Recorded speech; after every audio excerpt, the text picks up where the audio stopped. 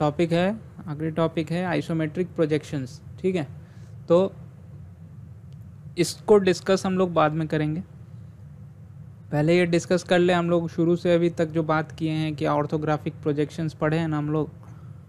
तो orthographic projections का almost उल्टा केस है ये। ठीक है, आइसोमेट्रिक प्रोजेक्शंस आता है अंडर ऑर्थोग्राफिक प्रोजेक्शंस ही, जो हम लोग front view, top view, side view बना रहे थे, उसमें जो प्रोसेस था उसका जस्ट उल्टा है। हम लोग एक ऑब्जेक्ट देखते थे, उससे हम लोग front view, top view, side view बनाते थे। लेकिन अब हम लोग front view, top view, side view या फ्रंट व्यू, टॉप व्यू देख के हम लोग आइसोमेट्रिक एक ऑब्जेक्ट बनाएंगे। ठीक है, वो उसी को पढ़ेंगे, उसी में मेथड्स क्या क्या हैं, वो कितने तरह का होता है। ठीक है, मेथड्स, आइसोमेट्रिक प्रोजेक्शंस होता क्या है, आइसोमेट्रिक व्यू होता क्या है, वो सब आज हम लोग देखेंगे। ठीक है, तो इस टॉपिक के अंदर ये सब देखेंगे। तो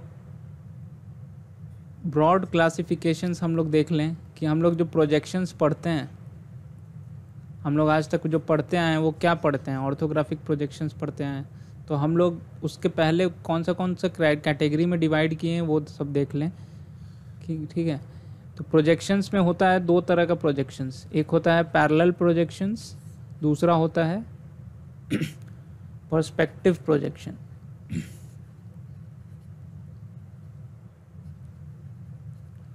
पर्सपेक्टिव प्रोजेक्शंस आप लोगों को फर्स्ट क्लास में और पैरेलल प्रोजेक्शंस फर्स्ट क्लास में थोड़ा बहुत आप लोगों को बताया था।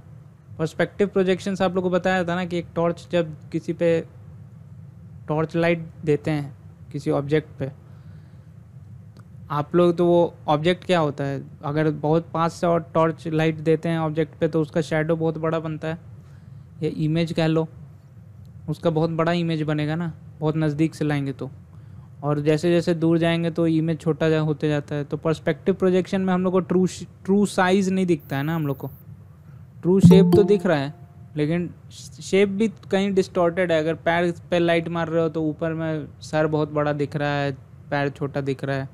ठीक है, उसमें भी शेप और साइज गड़बड़ हो जाता है, ऐसा होता है।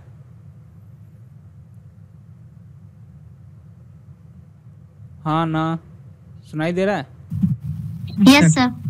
ठीक है, ऐसा होता है ना, पर्सपेक्टिव प्रोजेक्शन उसी को बोलते हैं। ठीक है, तो ये एक्चुअली होता है real life projection, realistic approach होता है ये। ठीक है, तो ये पिक्टोरियल रिप्रेजेंटेशन कह सकते हो इसको।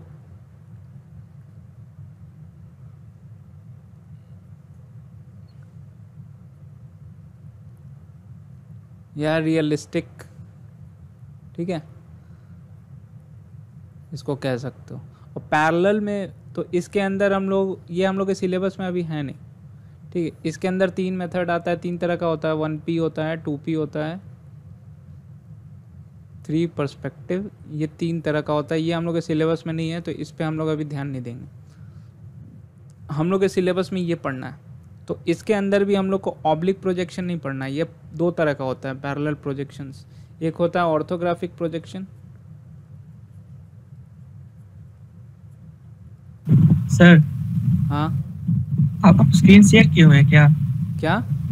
आप स्क्रीन से शेयर किए हुए हैं, आपका स्क्रीन नहीं दिख रहा। अच्छा, स्क्रीन शेयर नहीं किया, आप लोग बोले का आता है। एक ऑर्थोग्राफिक प्रोजेक्शंस ये होता है पैरेलल प्रोजेक्शंस में, दूसरा होता है ऑब्लिक प्रोजेक्शंस।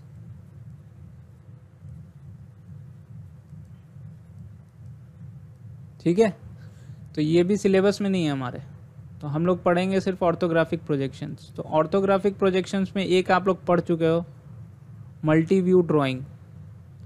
ठीक है, और दूसरा होता है एक्सोनोमेट्रिक।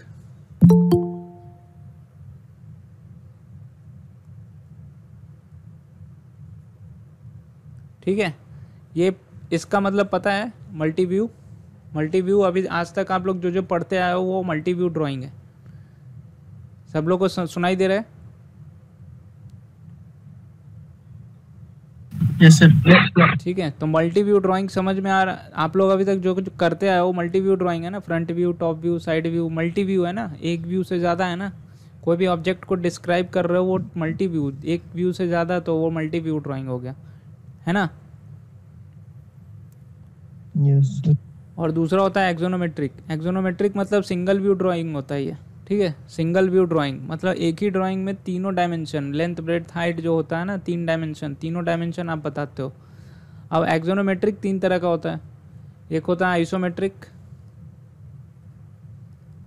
दूसरा होता है डाईमेट्रिक,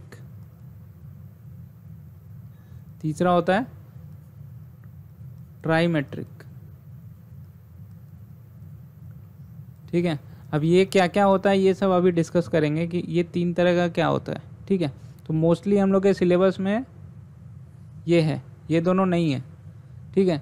लेकिन इसको पता रखना चाहिए कि ये है क्या डायमेट्रिक, क्योंकि आइसोमेट्रिक पढ़ रहे हो तो आपसे पूछ सकता है कि डायमेट्रिक क्या होता है, ट्राईमेट्रिक क्या होता है। वाइवा का क्वेश्चन हो सकता है, ऑब्जेक्टिव क्वेश्चन हो सकता है, इंटरव्यू का क्वेश्चन हो सकता है, ये सब पूछ सकता है आपसे।